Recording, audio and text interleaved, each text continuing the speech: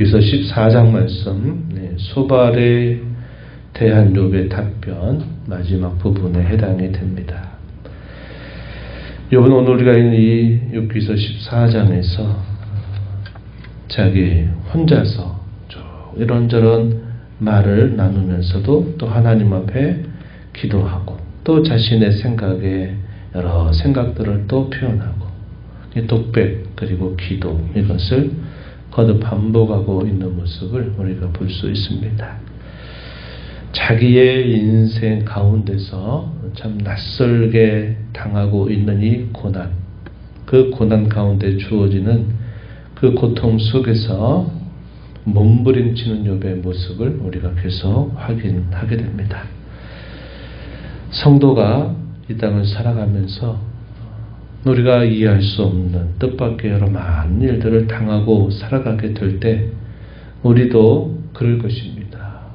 우리가 하나님 앞에 기도를 올리게 되고 또 여러 가지 이런저런 생각들을 많이 하게 되죠. 그리고 또 기도하고 이런 삶이 우리의 인생 속에서도 계속 되는 것입니다. 욥도 그런 모습을 분명히 보여주고 있는 거죠. 한편으로 하나님 앞에 살아가는 인생이 얼마나 허망하고 얼마나 연약한 존재인가 하는 것을 깊이 깨달으면서 고백을 하기도 하고 연약한 자신을 불쌍히 여기셔서 하나님이 다시 회복시켜 주시기를 간절히 바라는 그의 열망이 또 역시 표현되기도 합니다. 그래서 그의 신앙의 여러 면모들이 이런 고난과 고통 속에서 나타나고 있다 하는 것을 우리가 보게 돼요. 이것은 결말이 아니라 과정에 있다는 겁니다. 과정 속에서 자신을 깊이 돌아보고 또 성찰하고 또 하나님 앞에 기도하고 하는 이런 모습들은 성도가 이 땅에 살면서 이 고난과 역경 가운데 가져야 할 좋은 모범을 보여줘요. 우리가 하나님 앞에서 또 하나님을 떠나서 우리가 과연 어떤 그 어느 누구에게 인생의 이런 깊은 고통 또 이런 역경의 문제를 누구에게 말하고 누구에게 도움을 구할 수 있겠습니까? 상황이 그저 지나가기만을 바라는 것도 의미가 없는 일이고 이런 우리 인생 가운데 모든 것들이 다 벗겨져서 알몸처럼 드러나고 있는 상황 속에서 과연 어느 누구가 우리를 도와줄 수가 있겠습니까? 하나님만이 우리에게 진정한 도움이 되시고 그분만이 우리를 건져 주실 수 있는 유일한 분이심을 이런 과정들을 통해서 우리는 발견할 수 있는 것입니다. 그래서 우리가 고난이나 역경을 당하는 것은 그 자체로선 참 힘겹고 고통스럽고 어려운 일임이 분명하지만 이런 고통과 고난 속에서 우리는 우리의 인생을 지으신 하나님을 더 가까이서 깊이 하나님을 만나게 되는 것이고 역설적으로 우리 인생이 얼마나 가치 있게 하신 존재인지 우리는 그것을 이런 고난과 역경이라고 하는 것을 통해서 결국 더 발견하게 되는 계기가 되는 것입니다. 욥은 이러한 과정에서 끊임없이 이러한 과정들을 반복하면서 그 길을 찾아가고 중요한 것은 그가 이런 과정 가운데 있을 때에 하나님을 끝까지 붙들고 매달리고 있다는 것입니다. 하나님을 찾고 하나님을 바라고 하나님께 매달리는 한 때로 우리가 이런저런 연약함을 나타내고 또 이런저런 부족함을 나타낸다 하더라도 괜찮습니다. 하나님은 우리를 여전히 붙들고 우리 가운데서 일하시고 우리를 이끌어 주실 것이기 때문에 그러하다 하는 겁니다. 그러나 반대로 하나님을 떠나서 다른 어떤 것으로부터 우리가 찾고자 할 때는 어떤 것이든 그것은 불안하고 괜찮지 않은 것입니다. 그래서 우리가 이 욥의 모습들을 통해서 확인하고 우리가 어제 읽었던 말씀처럼 그가 나를 죽이신다 할지라도 나를 데려가신다 할지라도 나는 그분만을 의뢰하겠다라고 하는 이런 신앙의 자세를 가지고 살아가는 것이 대단히 중요하다 하겠습니다. 오늘 우리가 읽은 14장의 내용 우리가 잠시 살펴보면 1절부터 6절까지는 욥의 탄원을 우리가 읽을 수 있어요. 그리고 욥이 가지고 있는 간절한 소망이 무엇인가를 또 우리가 또 하나씩 확인할 수 있어요. 그리고 마지막에는 여전히 자신이 풀 수 없는 이 고난의 문제 앞에서 현실적인 고통을 하나님 앞에 말씀드리는 모습을 우리가 읽을 수 있겠습니다. 앞부분을 한번 가서 보시면 욥이 이렇게 표현했습니다. 1절 여인에게서 태어난 사람은 생애가 짧고 걱정이 가득하다 이렇게 표현했습니다.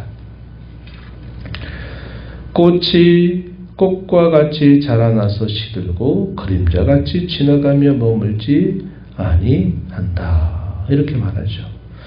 인생이 갖고 있는 그 짧음, 인생이 갖고 있는 그 연약함, 이것을 꽃과 그림자라고 한 것에 비유하면서 인생이 이러한 인생이다 하는 사실을 그가 발견하고 고백하게 된 것이죠.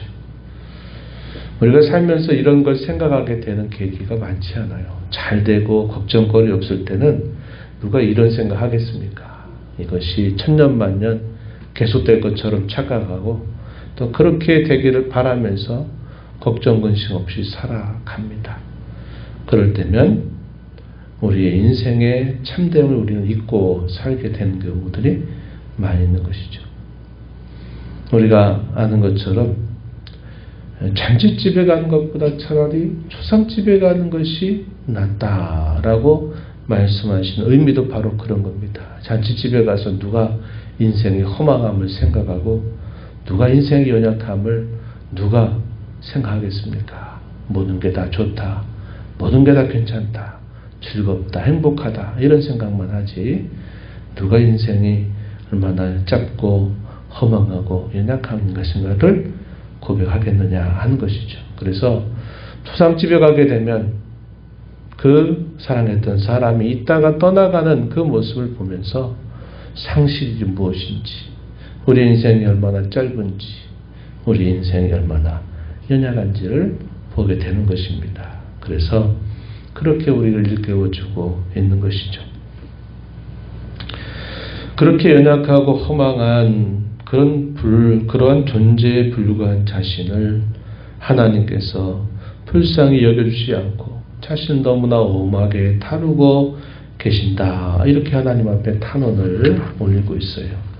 3절 한번 보세요. 누가 깨끗한 이와 같은 자를 주께서 눈여겨보시나이까? 나를 주 앞으로 이끌어서 재판하시나이까? 이렇게 말씀을 올리는 겁니다. 물론 이것은 하나님을 향한 오해죠. 오해죠. 하나님이 불쌍히 여기지 아니하실 때가 없습니다. 하나님께서 자기 백성들을 엄하게 다루시지도 않으세요. 그들의 죄를 따라 처치하시는 분이 아니시기 때문에 그러합니다. 그런데 그가 지금 겪고 있는 이 고통 가운데서 그렇게 보이는 자신의 모습을 하나님 앞에 탄원하고 있는 것이죠. 모든 인생은 다 하나님 앞에 불결한 존재에 지나지 않음을 그가 고백합니다. 너가 깨끗한 것을 더러운 것 가운데서 낼 수 있으리까? 하나님 앞에 그렇게 말씀을 드려요. 그래서 그는 이 짧은 인생 가운데서 편히 쉴 수 있게 되기를 바란다 하는 사실을 하나님께 말씀을 드립니다. 6절에 그에게서 눈을 돌이켜 그가 푹꿈같이 그의 날을 마칠 때까지 그를 홀로 있게 하옵소서. 하나님이 자신의 삶을 너무나 가까이에서 모든 걸 간섭하신다라고 생각하면서 하나님 이렇게 보잘것없고 연약한 존재를 그렇게 하나하나 다 눈여겨보시지 말고 좀 편히 쉴 수 있도록 해달라고 하나님 앞에 말씀드리는 겁니다. 사람들은 참된 안식이 죽음을 통해서 결국 주어진다라고 하고 생각합니다. 그러나 참된 쉼과 안식이라고 하는 것은 죽어서 누리는 것이 결코 아닌 것이죠.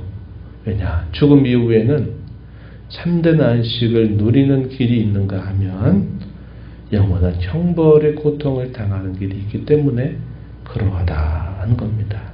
그래서 이 참된 안식은 그저 죽어서 내가 모든 걸 하지 않으면 누려지는 것이 아닌 것이죠. 이게 성경의 가르침입니다. 참된 안식은 주님의 품에 안길 때에만, 그분 안에 있을 때에만 그 안식은 주어지게 된다는 것입니다. 그 안식은 죽음 이후에 비로소 주어지는 것이 아니라 우리가 이 땅을 살면서도 하나님 안에 있게 될 때 그분만이 주신 안식을 우리는 누리면서 살아갈 수 있는 것이죠.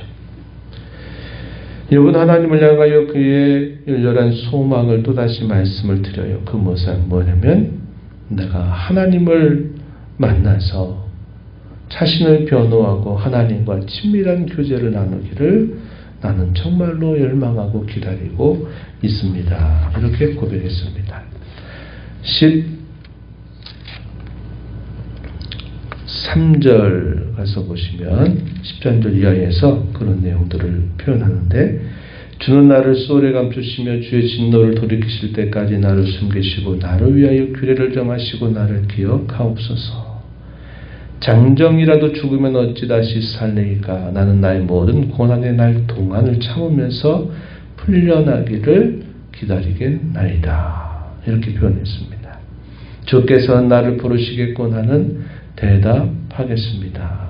이렇게 그가 말합니다. 자신은 하나님을 만나기를 갈망하고 하나님께 자신의 모든 생각들을 말씀드리고 하나님께로부터 주시는 말씀을 들음으로 그분과 참된 교제를 회복하기를 바라고 있다는 것이죠.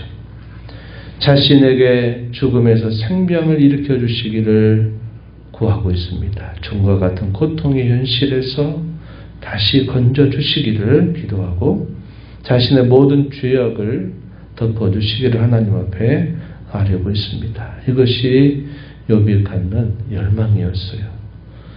그러나 또다시 현실로 돌아와서는 그 현실의 고통을 또 하나님 앞에 아뢰는 것입니다. 현실의 고통, 인생의 무상함, 이런 것들을 고백하고 있고, 그 하나님이 이 모든 인생 가운데서 마치 자신을 짓누르듯이 그가 겪는 고통에 대해서 그가 마지막에서는 이렇게 표현하고 있어요. 22절에 보면 다만 그의 살이 아프고 그의 영혼이 회복할 뿐이니이다. 이렇게 표현했습니다. 그래서 그의 소망, 또다시 그의 현실의 고통이 계속 교차하면서 이 고난과 고통의 과정을 지금 지나고 있는 욥의 심경, 우리가 그것을 읽을 수 있다는 겁니다. 아까 처음에 말씀드렸듯이 하나님 안에 있으면 괜찮습니다. 때로 우리가 하나님 앞에 우리의 슬픔, 우리의 모든 마음, 그 마음이 격정적인 것이든, 때로는 그 마음이 불평스러운 것이든, 때로는 그 마음이 이런저런 생각에 있는 다양한 것을 가지고 있든지 하나님 앞에 말씀을 드리고 그분 안에 있으면 괜찮습니다. 그분이 우리의 마음을 정돈시켜 주시고 진정시켜 주시고 우리에게 진정한 깨달음을 통해서 우리의 걸음을 인도해 주시기 때문에 그러한 겁니다. 그러나 하나님 외에 다른 것으로부터 무엇인가를 찾고자 한다면, 아니면 체념하고 포기하고 될 대로 되라 하는 생각으로 살아간다면 그건 결코 괜찮지 않습니다. 우리가 이러한 욥의 여러 마음들, 이것을 우리가 살펴보면서 우리가 꼭 기억할 것이 있습니다. 이 땅 가운데 살면서 인생이 아무리 비극과 고통과 질고 가운데 있다 하더라도 성도를 삼켜버리지 못한다. 그것을 우리가 늘 기억해야 되겠고, 하나님께서 우리에게 주신 이 믿음을 통해서 주시는 놀라운 하나님의 이 약속을 우리는 언제든지 생각해야 되겠고, 하나님 안에서만 진정한 위로와 소망과 답을 찾으려고 하는 그런 자세로 하루하루를 살아가는 저와 여러분이 되어야 하겠습니다. 이런 교훈들을 마음에 새기면서 또 남은 3일 하루 주 앞에 살아가는 저와 여러분 되기를 바랍니다. 하나님 아버지 감사합니다. 이 새벽 시간에도 저희들을 깨워주셔서 오늘도 생명을 주신 하늘 아버지 앞에 나와 찬양드리며, 오늘도 욥의 고난과 고통 가운데서 과정 중에서도 하나님만이 자신의 변호자가 되시고, 하나님만이 자신의 모든 삶의 답을 가지고 계시고, 하나님만이 자신의 그 곤비한 처지로부터 건져주실 수 있는 유일한 분임을 그가 고백하면서 그 마음에 드는 여러 생각들, 또 하나님을 향한 간절한 소망을 끊임없이 표현하고 있는 욥의 모습을 살펴봅니다.